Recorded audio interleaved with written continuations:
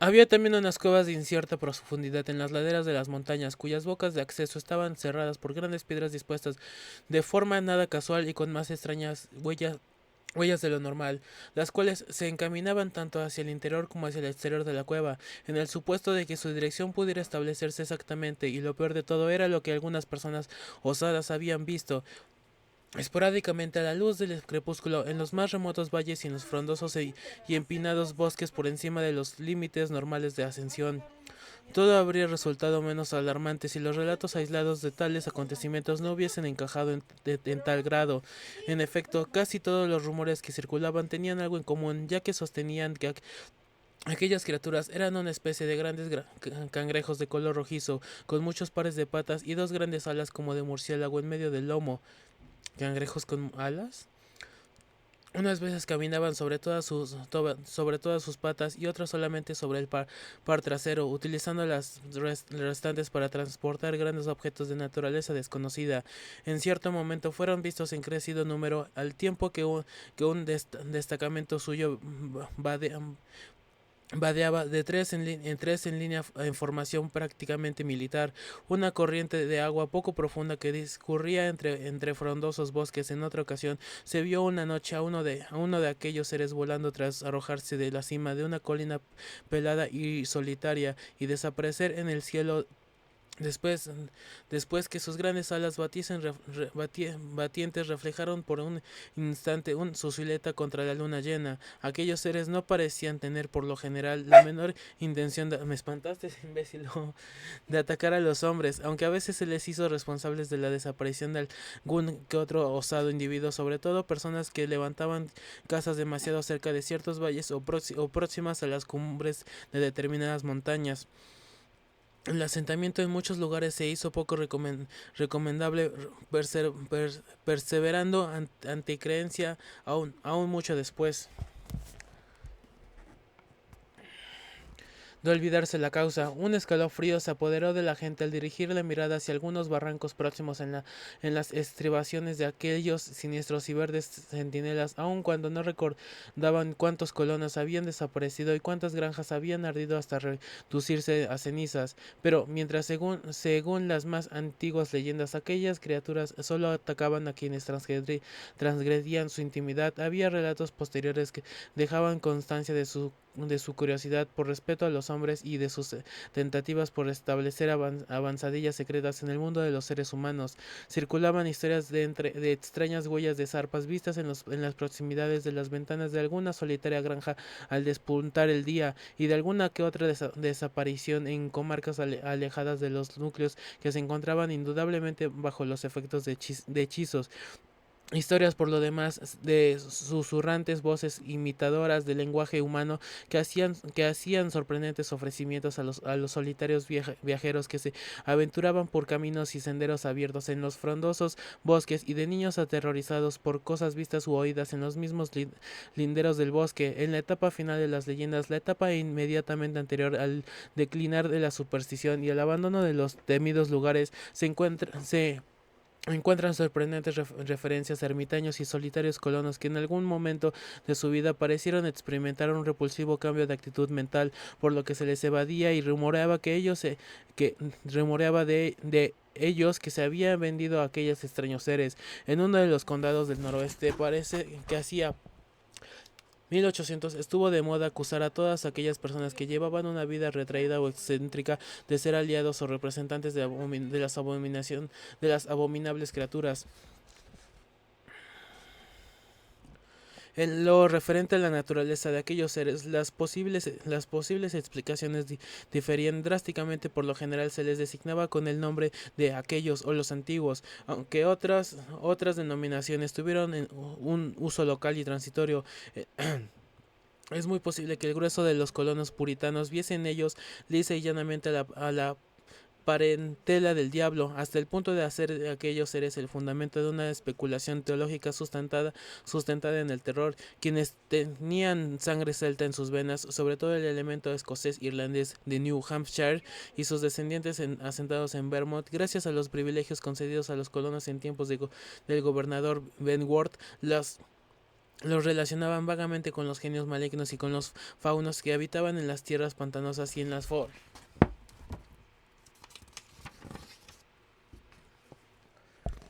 fortificaciones orográficas y se protegían de ellos por medio de fórmulas mágicas transmitidas de generación en generación, pero los teóricos más fantásticos eran con gran diferencia las de los indios. Si bien las leyendas diferían según las tribus, había una inclinada tendencia a creer en ciertos rasgos característicos, estando unánimemente de acuerdo en que aquellas criaturas no pertenecían a este mundo. Los mitos de los Pennacock, que por otro lado eran los más coherentes y pintorescos, indicaban que los seres alados provenían de la celeste Osa Mayor y tenían minas en las montañas de la Tierra, de las que extraían una clase de piedra que no existía en ningún otro planeta. No vivían aquí, enfatizaban los mitos, sino que se limitaban a mantener avanzadillas y regresaban volando con grandes cargamentos de tierra a sus septentrionales estrellas. Solo acometían a los seres terrestres que se acercaban demasiado a ellos o les espiaban. Los animales les rehuían debido a su temor instintivo y no por miedo a que intentaran cazarlos. No podían comer ni cosas ni animales terrestres, por lo que se veían forzados a traer sus víveres de las estrellas. Era peligroso acercarse a aquellos seres y a veces los seres cazadores que se aventuraban en sus montañas no regresaban. También era peligroso escuchar lo que susurraba al caer la noche sobre el bosque con voces semejantes a las de una abeja que trata de imitar la voz humana. Conocían las lenguas de todas las tribus Penacox, Hurones, hurones, 5 naciones, pero no parecían tener ni necesitar una lengua propia. Hablaban con la cabeza, la cual experimentaba cambios de color conforme a los que quisieran expresar.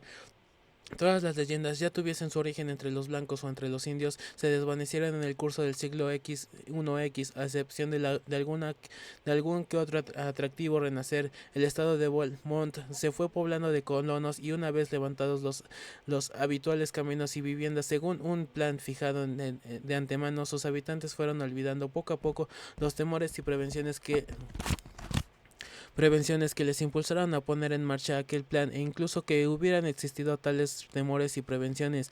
Lo único que sabía la mayoría de la gente era que ciertas comarcas montañosas tenían fama de insalubres, improductivas y por lo general que era poco aconsejable vivir en ellas, y que cuanto más lejos se estuviera de ellas mejor marcharían las cosas. Con el transcurso del tiempo, los trillados caminos que imponían la costumbre y los intereses económicos terminaron por radicar tanto en los lugares en que se asentaron que no había por qué salir de ellos, y así, más por accidente que por designio, las montañas frecuentadas por aquellos seres permanecieron desiertas, salvo durante alguna que otra rara calamidad local. Solo las parlanchinas abuelitas y los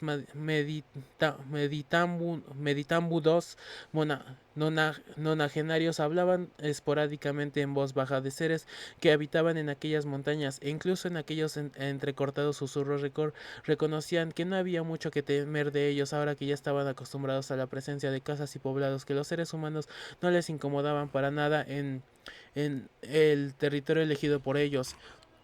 Hacía tiempo que sabía todo esto debido a mis lecturas y a ciertas tradiciones populares recogidas en New Hampshire, por lo que cuando empezaron a correr los rumores sobre la época de la gran inundación, pude fácilmente deducir el trasfondo imaginativo sobre el que se había levantado. Me esmeré en explicárselo a mis amigos y a su vez no pude menos de divertirme cuando ciertos individuos de esos que les gusta llevar siempre la contraria continuaron insistiendo en la posibilidad de que hubiera algo de cierto en aquellos rumores.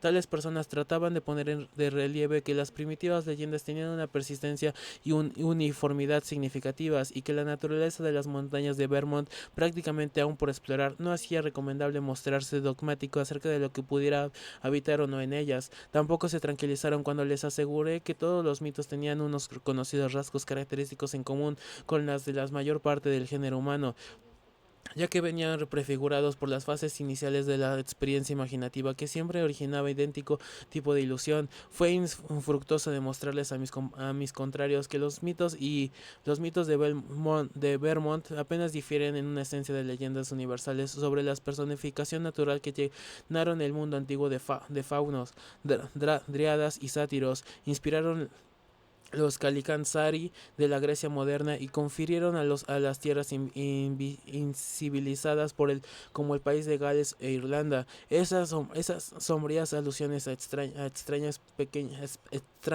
pequeñas y terribles razas ocultas de trogloditas y moradores de madrigueras resultó inservible. Igualmente, señalar la aún más asombrosa similitud que guardaban con la creencia común entre los habitantes de las tribus montañosas del Nepal en el temible Migo o abominable hombre de las nieves, que está espeluznantemente al acecho entre las cimas de hielo y roca de las altas cumbres del Himalaya.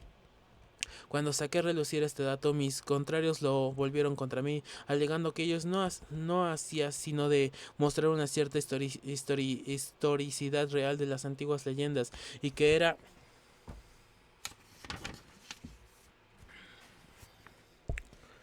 un argumento más a favor de la efectiva existencia de algunas extrañas y primitivas raza terrestre que se vio obligada a ocultarse tras la aparición y predominio del género humano, y que era muy posible que hubiese logrado sobrevivir en número reducido hasta épocas relativamente recientes o incluso hasta nuestros mismos días. Cuanto más me provocaban a la risa tales teorías, más se aferraban a ellas mis aferrados amigos, llegando a añadir que incluso sin la esencia de la leyenda, los rumores que corrían eran demasiado claros,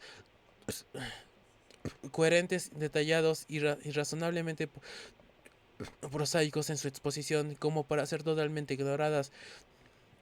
Dos o tres fantásticos extremistas llegaron al punto de querer encontrar posibles significados en las antiguas leyendas indias que atribuían un origen extraterrestre de los seres ocultos, el tiempo que eludían en apoyo de sus argumentos los increíbles libros de Charles Ford en los que se pretende demostrar que viajeros de otros mundos y del espacio exterior hacían frecuentes visitas a la Tierra. La mayoría de mis antagonistas, no obstante, eran simples románticos que no hacían sino transferir a la vida real las fantásticas tradiciones de faunos al acecho popularizadas por ser excelente autor de relatos de terror que es Arthur Machen. Como suelen ser normal en tales condiciones, esta apasionante discusión acabó viendo la letra impresa en forma de cartas al Arkham Advertiser, y algunas de ellas fueron reproducidas en los periódicos de las comarcas de Vermont, de donde procedían las historias sobre la inundación. El Rutland Herald publicó media página de extractos de las cartas de ambos bandos contenientes, mientras que el Brattleboro Reformer reprodujo en extenso una de mis largas reseñas sobre historia y mitología, junto con unos comentarios surgidos en la columna de pensamiento e ideas del diletante en soporte y aprobación de mis de mis suspicaces conclusiones. En la primavera de 1928 yo era ya una figura bastante conocida en Vermont, aun cuando jamás había puesto los pies en dicho estado. De aquellas fechas datan las extraordinarias cartas de Henry Ackley que hondadamente me estremecieron y me llevaron por primera vez y última vez a aquella fascinante región colmada de precipicios verdes y susurrantes arroyos que corrían entre frondosos bosques.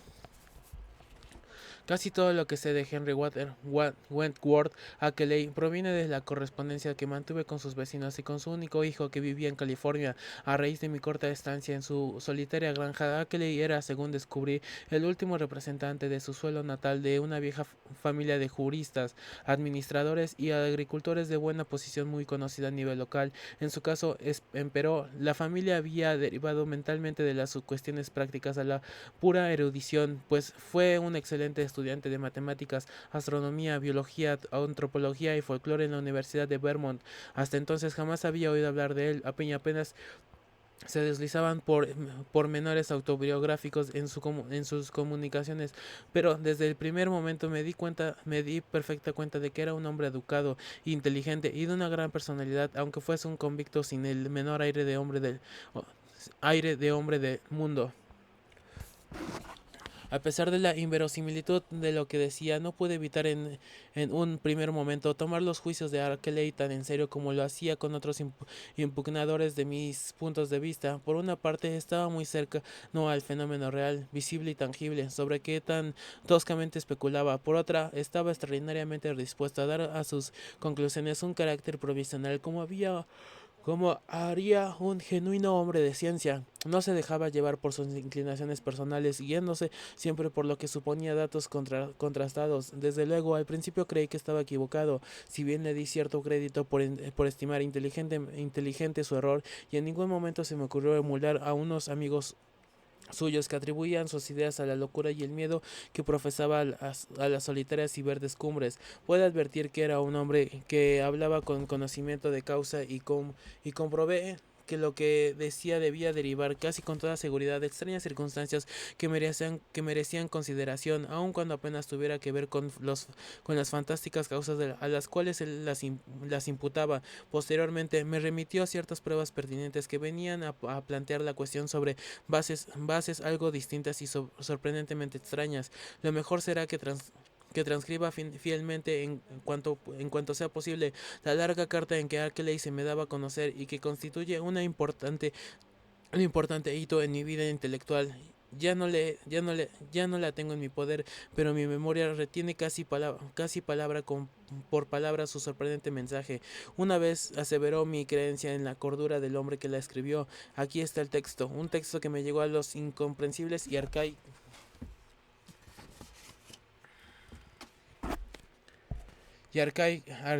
arcaizantes garrapatos de alguien que evidentemente no tuvo mucho contacto con el mundo durante su apacible vida de estudio.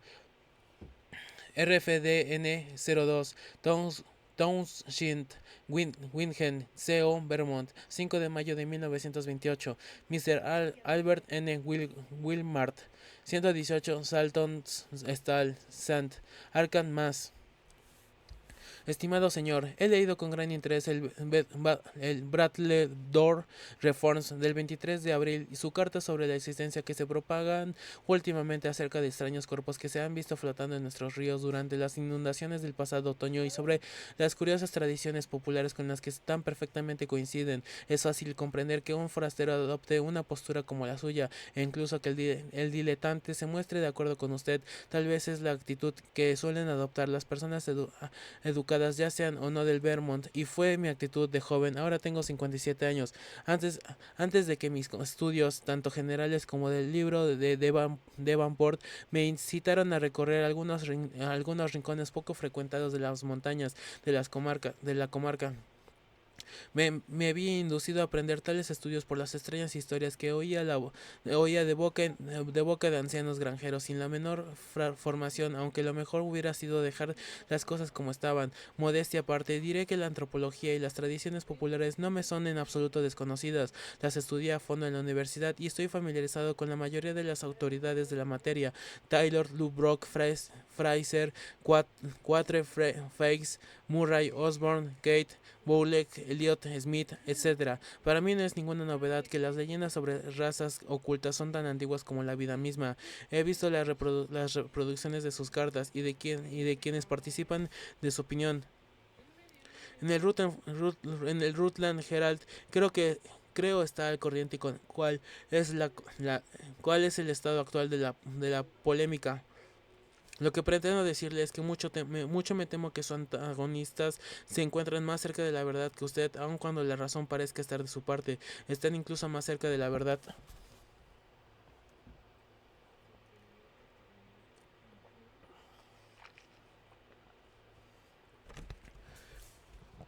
de lo que ellos mismos creen, pues se basan únicamente en la teoría y naturalmente no pueden saber todo lo que yo sé. Si yo supiera tan poco como ellos, encontraría justificado creer como lo hacen.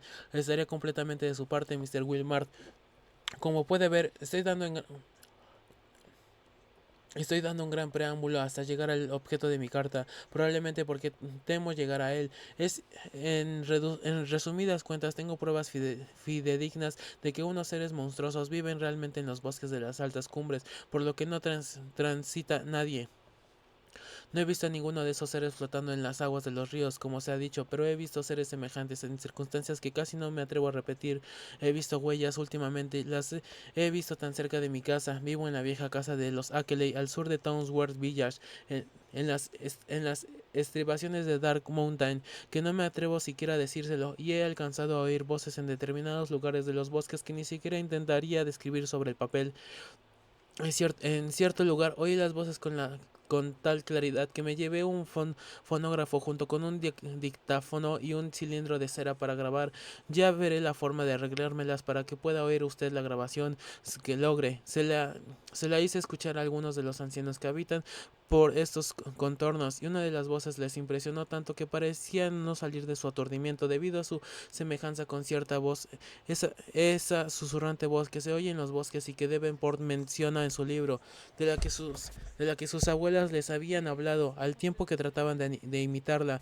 Sé lo que la mayoría de la gente piensa de un hombre que dice oír voces, pero antes de extraer conclusiones le pediría que escuchara la grabación y que preguntase a los ancianos del lugar lo que piensa al respecto. Si usted encuentra una explicación racional, tanto mejor, pero sin duda debe haber algo detrás de todo ello, pues como usted bien sabe, es nihilo nihil fit. Lo que me induce a escribirle no es el deseo de promover una polémica, sino fácilmente una información que creo que un hombre de sus inquietudes encontrará de mayor interés. Esto se lo expongo en privado. En público estoy de su lado, pues ciertas cosas me han confirmado que no conviene que la gente sepa demasiado de este asunto. Mis estudios son absolutamente a título particular y no pienso decir nada que atraiga la atención de la gente y les incite a visitar los lugares que he explorado. Es cierto, terriblemente cierto, que en aquellos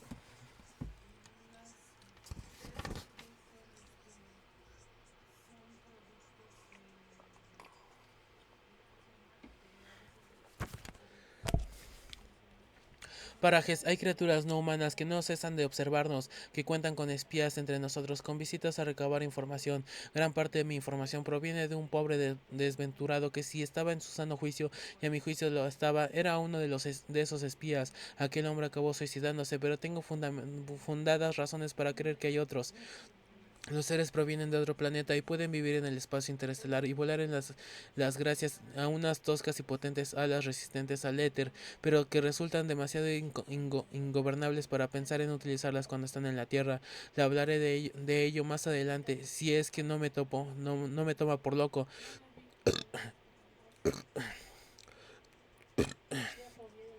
Vienen aquí para extraer metales de unas minas que hay en las entrañas de los montes, y creo que sé dónde vienen.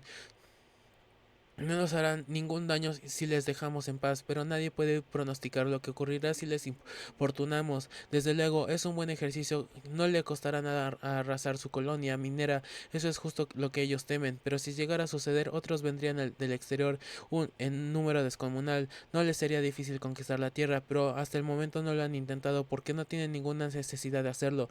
Prefieren dejar las cosas como están y prevenirse complicaciones. Según tengo entendido, quieren desembarazarse de mí porque sé demasiadas cosas acerca de ellos. En los bosques de Road Hill, al este de aquí, he encontrado una gran piedra negra con jeroglíficos indescifrables y a medio borrar. Pues bien, una vez me la llevé a casa, todo cambió radicalmente. Si creen que sé demasiado, me matarían o me llevarían consigo al planeta de donde provienen. De cuando en cuando les gusta llevarse hombres preparados para estar en el corriente de cómo marchan las cosas en el mundo de los humanos. Esto me lleva a mi segundo propósito al escribir esta carta, es decir, a rogarle que en lugar de añadir más leña a la polémica, intente aquietarla. Debe mantenerse la gente retirada de estas montañas, y para lograrlo, lo mejor es no despertar más su curiosidad. Bien saben los cielos que ya es suficiente el peligro que se corre con promotores y agentes inmobiliarios y dispuestos a inundar Vermont con tropeles de veraneantes que infestan las zonas despobladas y cubren las montañas de casitas del peor gusto. Ah, gentrificación, el peor enemigo hasta de los monstruos. Me agradaría mucho continuar en contacto con usted, y si quiere procuraré de enviarle por correo urgente la grabación fonográfica y la piedra negra. Tan desgastada está que apenas podría ver algo en las...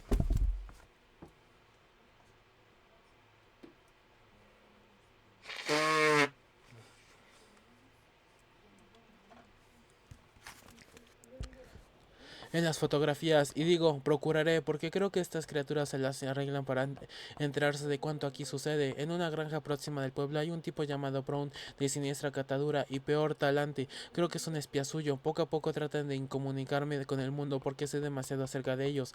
Si, se sirven de los más increíbles medios para enterarse de todo lo que hago. Es posible que ni siquiera esta carta llegue a sus manos. Creo que lo mejor sería que abandonara esta parte del país y me fuera a vivir en compañía de mi hijo a San Diego. En California ni las cosas se ponen peor, pero no es nada fácil abandonar el lugar en que uno ha nacido y donde ha vivido su familia durante 6 generaciones.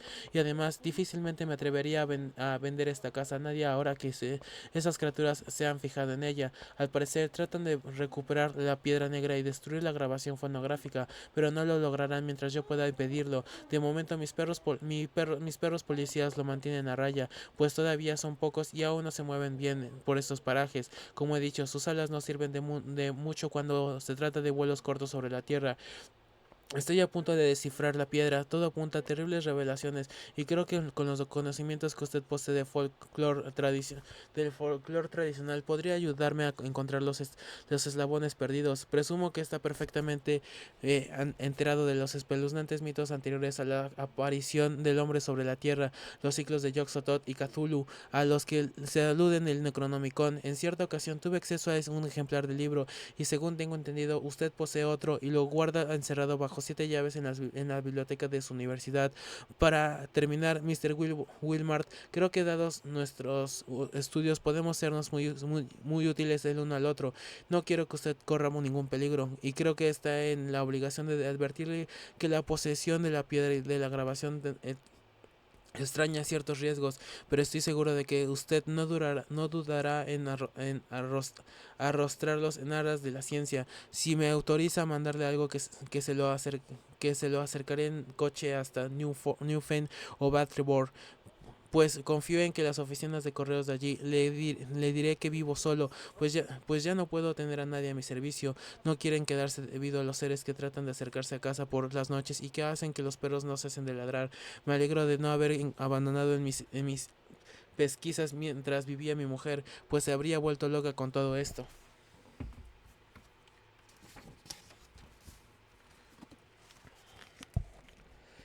Esperando no haberle importunado en exceso y que usted decida seguir en comunicación conmigo en lugar de arrojar la carta a la papelera por creerla el desvarío de un loco. Queda atentamente suyo, Henry W. Ackley. Postdata, estoy sacando más copias de algunas fotografías hechas por mí y que creo que pueden contribuir a demostrar varios de los extremos aquí mencionados. Los ancianos del lugar creen que se trata de algo espantosamente verídico. Se las enviaré inmediatamente si le parece bien. HWA. Sería difícil describir mis sentimientos tras la primera lectura de tan extraño testimonio. Lo normal habría sido que me hubiera reído más de más de tamañas incoherencias que de otras teorías mucho más aplausibles que moviendo la burla, pero había algo en el tono de aquella carta que me indujo a considerarla con incomprensible seriedad. No es que creyera ni por un instante en la oculta raza procedente de las estrellas de las que hablaba mi corresponsal, pero lo cierto es que después de algunas serias dudas en un primer momento, llegué sorprendentemente a convencerme de su cordura y sinceridad, inclinándome a creer que su autor se había enfrentado por algún fenómeno real, aunque singular y anormal, que no atinaba a explicar si no era recurriendo a la imaginación. Estaba convencido de que la verdad discrepaba mucho de lo que me decía mi comunicante, pero por otro lado quizás merecía la pena investigar qué es lo que había detrás de todo aquello. Aquel hombre parecía tremendamente excitado y sobresaltado por algo, pero resultaba difícil pensar que su actitud era infundada. En ciertos aspectos era tan puntual y lógico, y después de todo su historia encajaba increíblemente bien con ciertos mitos antiguos, incluso con las más inverosímiles leyendas indias. Que hubiese realmente alcanzado a oír voces nada tranquilizadoras en las montañas y que hubiese en verdad encontrado la piedra negra de la que hablaba, entraba dentro de lo posible, a pesar de sus descabelladas creaciones que le debió sugerir el hombre del que se decía era un espía de aquellos seres extraterrestres y que posteriormente puso fin a su vida. Era fácil deducir que estos hombres debía estar loco de atar, pero probablemente le quedara una yeta de perversión lógica aparte. aparente que hizo que el ingenio de Ackley, ya de por sí predispuesto a tales cosas por sus estudios sobre el folclore, creyera aquella historia. En cuanto a los últimos acontecimientos, en concreto a la imposibilidad de tener a nadie a su servicio, parecía que los modestos y sencillos vecinos de Ackley estaban tan convencidos como él de que su casa era acechada por algo siniestro durante la noche, que los perros ladraban, era algo que no podía ponerse en duda. Y luego estaba la cuestión de la grabación fonográfica que no pude sino creer que le había obtenido tal como dijo. Tenía que tratarse de algo, pero no sabría decir qué, o ruidos animales que engañosamente recordaban el lenguaje humano, o el habla de algún ser humano oculto y al acecho al caer la noche, postrado en un estado no muy por encima del de los animales inferiores. De la grabación, mi pensamiento pasó a los jeroglíficos de la piedra negra y a especular acerca de cuál podría ser su posible significado. Y por otro lado, estaban las fotografías que Ackley hablaba de enviarme y que tan convincentemente los ancianos del lugar encontraban espeluznantes.